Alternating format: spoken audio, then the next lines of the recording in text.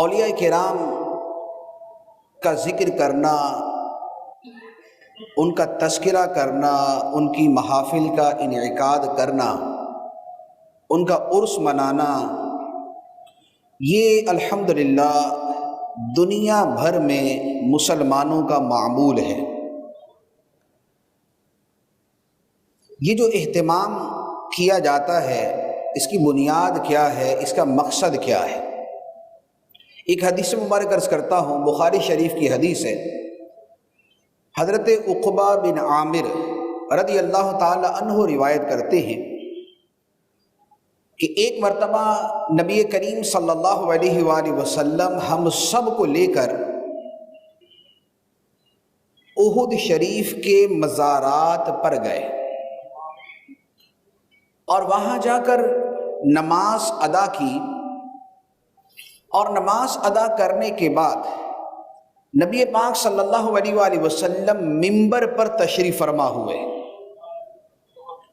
اس کا مطلب یہ ہوا کہ ساتھ میں منبر بھی لے کر گئے، کیونکہ احد شریف کے اندر تو منبر ہونے کا مطلب نہیں بنتا۔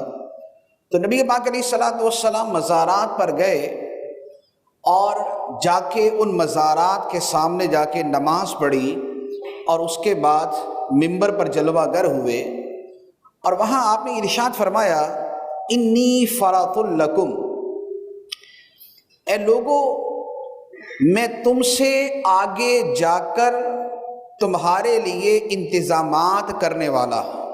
مراد یہ کہ میں اگلے جہان میں جا کے، دنیا سے کوچ کر کے، میں تمہارے لیے اگلے جہان میں جا کے انتظامات کرنے والا ہوں۔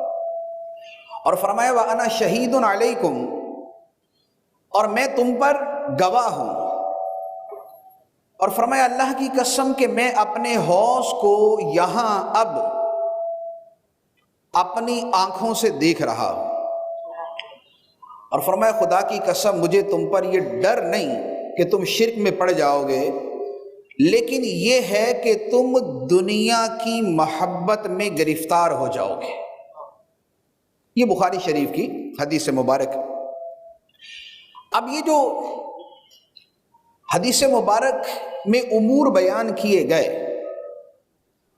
ان امور کا خلاصہ یہ بنتا ہے کہ نبی پاک صلی اللہ علیہ وآلہ وسلم احد شریف کے مزارات پر گئے، ساتھ میں منبر لے کر گئے، وہاں جا کے نماز ادا کی، نماز کے بعد آپ نے وعظ فرمایا، اور اس وعظ کے اندر آپ نے اپنے فضائل بھی بیان فرمائے اور آخرت کی فکر بھی دلائی۔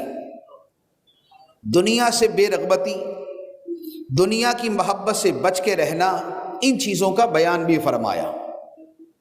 یہ جو چیزیں ہیں، یہ جو امور ہیں، یہ وہ ہیں کہ جنہیں ہم اپنی زبان میں عرس کہتے ہیں، کہ عرس میں کسی مزار پر جا کر صاحب مزار کے لیے دعا بھی کی جاتی ہے، تلاوت قرآن کی جاتی ہے، واعظ و نصیحت کا اہتمام کیا جاتا ہے، اللہ اور اللہ کے رسول کی عظمت و شان کا بیان ہوتا ہے، اللہ اپنے پیاروں کو جن انعامات سے نوازتا ہے اس کا بیان کیا جاتا ہے۔